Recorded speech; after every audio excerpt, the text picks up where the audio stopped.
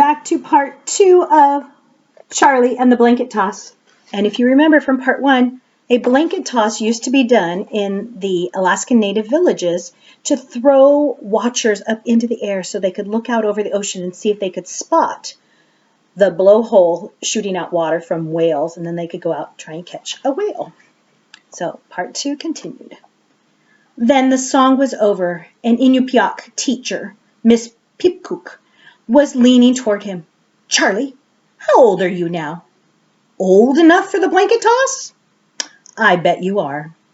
He started to answer, but another song suddenly filled up the space between them, and he didn't have time to finish.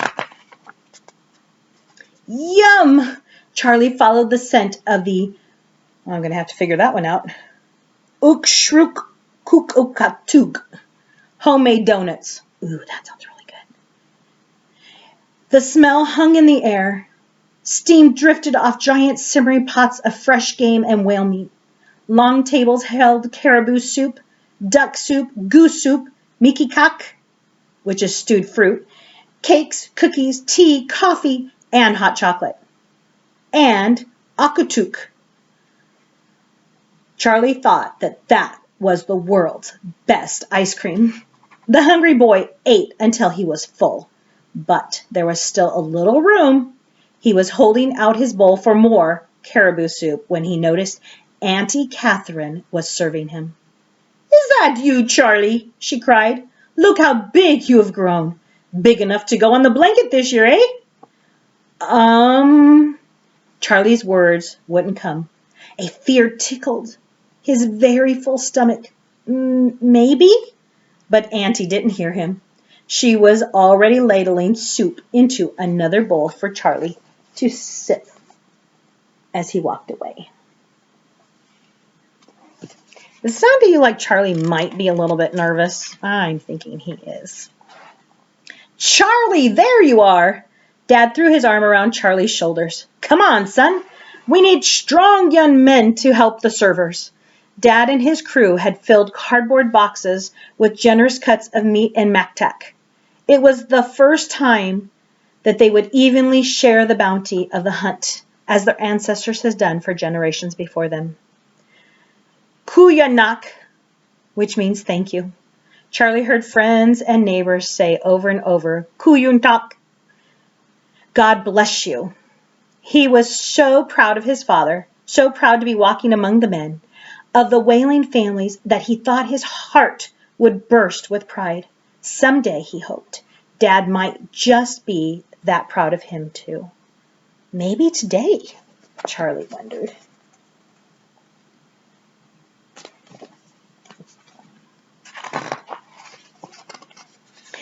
That afternoon, Charlie and his friends left the grown-ups for some kid time alone.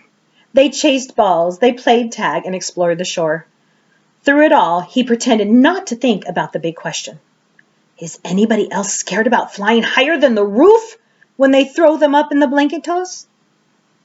Just then, he heard a roaring cheer. Ariga, oh, oi, oi, oi. With a start, Charlie realized the blanket toss had begun. How did I miss it? He thought. Charlie sprinted toward the sound, his friends trailing behind him. With each quick step, he worried, will I be too late? You see, somebody's already being tossed up in the air on the blanket. Out of breath, Charlie got there just in time to see Bill fall from the sky and land gently at the center of the skin. Bill slid off the blanket right in front of Charlie. He grinned, his cheeks red from the wind and the workout. Come on, little brother. Now's your chance. Are you ready? Does he look like he's going to do it, or you think he's going to chicken out maybe? I'm thinking he's going to do it. Hardly a moment passed before Charlie answered. But in that moment, many images flashed through his mind. A whale lying on the shore in ice, a gift to the people. Dancers happily moving to the thunder of the drums. Inupiaq songs, the servers sharing the maktak and akutuk with the proud elders, and something he had never seen but could only imagine. A long ago boy who flew the highest and saw the farthest, Charlie's ancestor. "I am ready," Charlie said.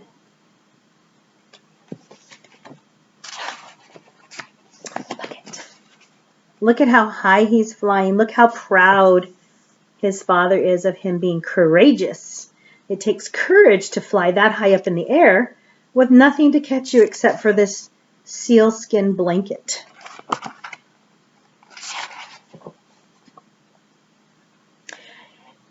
That is an Eskimo story. This tribe of Eskimo are called the Inupiaq, and there's a whole glossary. When I get back to school, I'll let you guys look at this. There's a whole glossary of the words that were in the story and exactly what they meant, just like we've been talking about using a glossary in other instances. And then here is the actual story of the whaling tradition. It says, the people of Alaska's Arctic coast, the Inupiat, cannot remember a time when they didn't rely on the migrating bowhead whales to help feed them.